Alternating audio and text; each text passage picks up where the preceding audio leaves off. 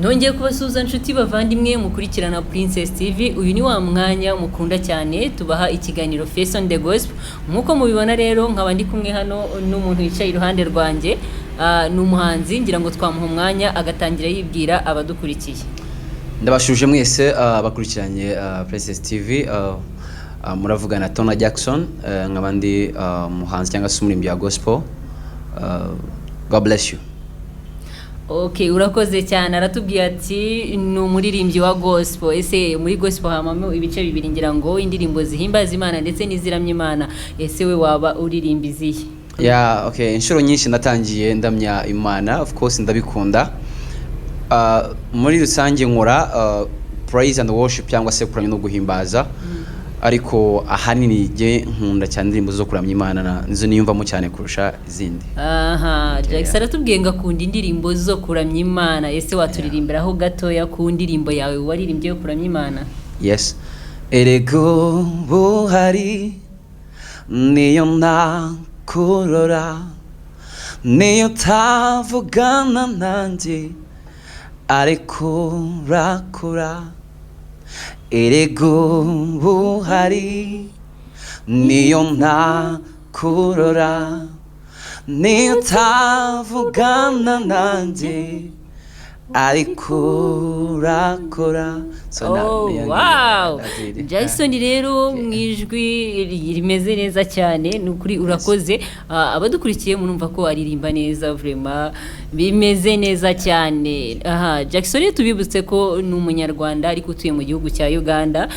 Tumusanze hano bita Kiwature. Jackson mu buzima busanzwe umuntu yakibaza ati Jackson abaye hate, uri muntu ki muri makeya? Ibwira abantu badukurikiye ubabwira uti of course, you know. Jackson muvugana ndacyari ingaragu cyangwa se single person, you know. Gikurikiyeho mfite akazi ndakora, mfite akazi nkora. Watubwira ku kazi nakahe ukora? Mfite umucuruzi, ndacuruza, like it's part of life, it's a part of business.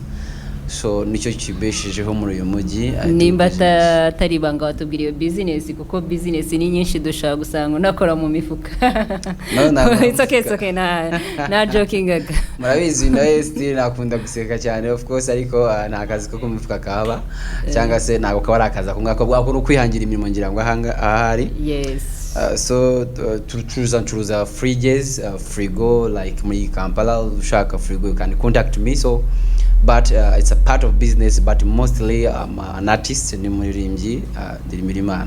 Okay, Jackson twakomeje kuvuga ku buhanzi bwawe. Ese ubuhanzi bwawe ubukora ni nka business cyangwa se ubukora kugira ngo wenda ushimishe Imana, ibintu nk'ibyo ngibyo? Nihe mpamvu ukora ubuhanzi bwa gospel?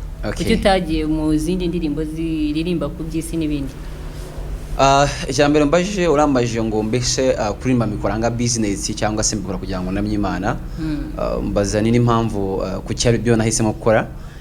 Ijambere nakuriye mu rusengero, nakuze ndirimbira Imana, nakuze mu buzima bwa kirokore cyangwa se bwo gusenga. So nagiye kwisanga bitewe no ko nakuze ndirimba muri choirs, byaje kutuma biba ngombwa ko nkomeza no kuririmba nk'umwuga cyangwa se nkugira nka professional.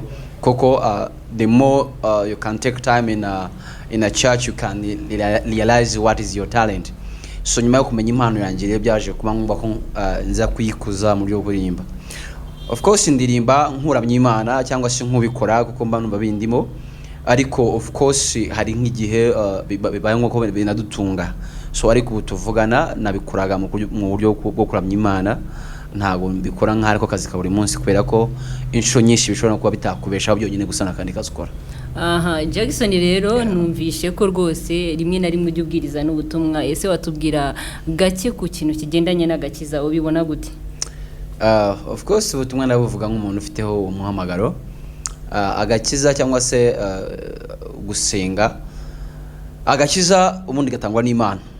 Abantu rero bakunze kwifata ukuntu gutandukanye, ariko umuntu abifata uko abyumva bitewe n'ukuntu yigishijwe. Twe batwigishije ko agakiza nukwemera ko Yesu Kristo ari umwami n'umukiza w'ubugingo bwawe. icyo gihe bakatubwira ko iyo watuye ukoresheje akanwa kawe ari kubyize mu mutima ubasha kuba uhindutse umurokore cyangwa se umuntu ukijijwe. Okay, Jackson ni icyo wabwira dusoza abafanizi bawe cyangwa se abantu badukurikiye muri aka kanya? Abantu badukurikiye bose turabashimira cyane, tubasaba kugira ngo bakomeze bakurikirane Princess TV, kandi n'abantu cyane bakunda ibihangano byanjye, ndimo ndabategura byinshi byiza byo kuramya Imana, so mujye mukomeza supporting nkuko musanzwe mubikora, natwe turabasezeranya ko tutazajya tubatenguha.